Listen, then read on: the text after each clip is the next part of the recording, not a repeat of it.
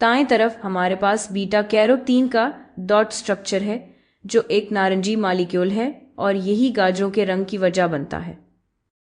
बाएं तरफ beta carotene का एब्सॉर्प्शन स्पेक्ट्रम है और बीटा कैरोटीन का रंग होने की वजह यह है कि ये इलेक्ट्रोमैग्नेटिक स्पेक्ट्रम के विजिबल रीजन में लाइट को एब्सॉर्ब करता है। विजिबल रीजन तकरीबन 400 नैनोमीटर से शुरू होता है। तो अगर मैं यहाँ एक लाइन खींचूं तो इस लाइन के बाईं तरफ अल्ट्रावायलेट रीजन यानी यूवी रीजन होगा जो इलेक्ट्रोमैग्नेटिक स्पेक्ट्रम का हिस्सा है और दाएं तरफ विजिबल रीजन होगा। तो हम देखते हैं कि बीटा कैरोटीन ऐसी वेवलेंथ्स की लाइट एब्सॉर्ब करता है जो तकरीबन 450 से 500 नैनोमीटर के दरमियान है और ये विजिबल रीजन में बहुत ज़्यादा एब्सॉर्ब करता है। अब अगर मुझे ये समझना है कि बीटा कैरोटीन नारंगी क्यों है तो मुझे इलेक्ट्रोमैग्नेटिक स्पेक्ट्रम के विजिबल रीजन को थोड़ी तफसील से देखना होगा। और यहाँ हमारे पास मुख्तलिफ रंग हैं यानी विजिबल रीजन के रंग। असल में ये कौसे कज़ा के रंग हैं। तकरीबन 400 नैनोमीटर पर हम बात कर रहे हैं वायलेट लाइट की। तो यहाँ हमारे पास वायलेट लाइट है। अगर आप वायलेट लाइट से आगे जाएं तो आप अल्ट्रा वायलेट रीजन या यूवी रीजन में आ जाते हैं। तो विजिबल रीजन तकरीबन 700 नैनोमीटर या इससे थोड़ा आगे तक जाता है। तो जब आप 700 नैनोमीटर पर होते हैं तो आप सुर्ख लाइट की बात कर रहे हैं और अगर आप सुर्ख लाइट से थोड़ा आगे जाएं तो आप इलेक्ट्रोमैग्नेटिक स्पेक्ट्रम के इंफ्रारेड रीजन में आ जाते हैं। और यहाँ मेरे पास 6 रंग हैं। मेरे पास सुर्ख, नारंगी, पीला, सब्ज, नीला और बनफशी हैं। और जब आइजैक न्यूटन ने प्रिज्म के साथ अपना मशहूर एक्सपेरिमेंट किया और इसने 7 रंग लिखे थे तो इसने इंडिगो भी शामिल किया क्योंकि वो चाहता था कि विजिबल रीजन में 7 रंग हों। तो आप आम तौर पर कौसे कज़ा के रंग याद करने के लिए रॉय जी बिव याद करते हैं।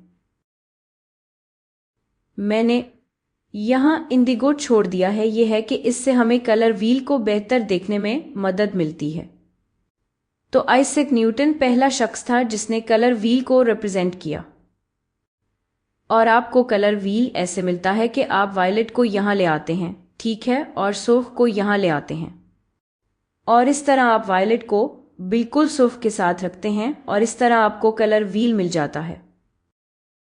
कलर व्हील को देखना इसलिए फ़ायदेमंद है क्योंकि इससे आपको कॉम्प्लीमेंट्री कलर्स के दरमियान ताल्लुक नज़र आता है।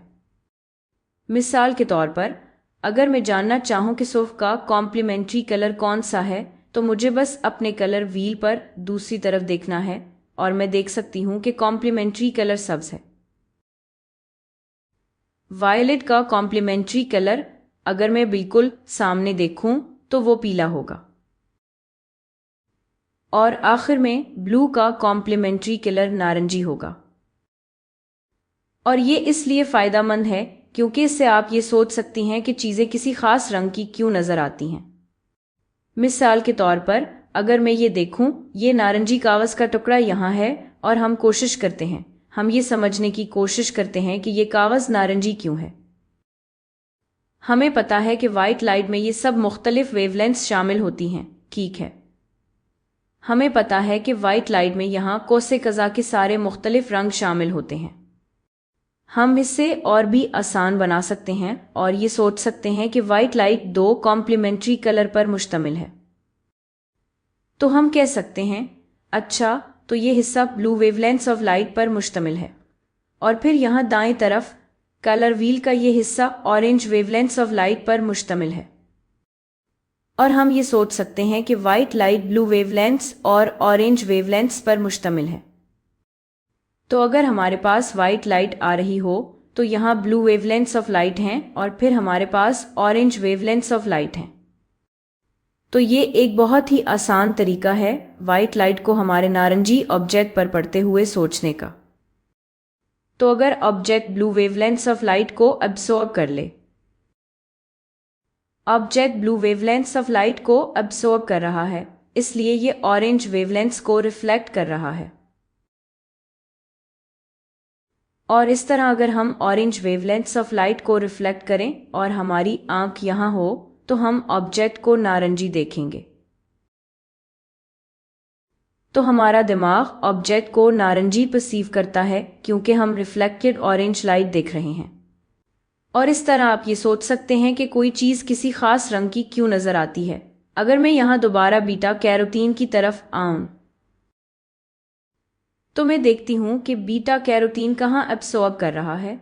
बीटा कैरोटीन तकरीबन 450 से 500 नैनोमीटर के दरमियान एब्सॉर्ब कर रहा है और ये वही ब्लू वेवलेंथ्स ऑफ लाइट हैं। ठीक है, अगर मैं यहाँ नीचे देखूं तो 450 से 500 नैनोमीटर यहाँ blue wavelengths of light absorb हो रही हैं, इसलिए ऑरेंज वेवलेंथ्स रिफ्लेक्ट हो रही हैं और इसीलिए हम बीटा कैरोटीन को नारंगी परसीव करते हैं। और ये थोड़ी सी थियरी है कि हम किसी चीज़ को किसी खास रंग में क्यों परसीव करते हैं। किसी और वीडियो में मैं बात करूंगी कि डॉट स्ट्रक्चर यानी बीटा कैरोटीन का ये डॉट स्ट्रक्चर मॉलिक्यूल को रंगीन कैसे बनाता है।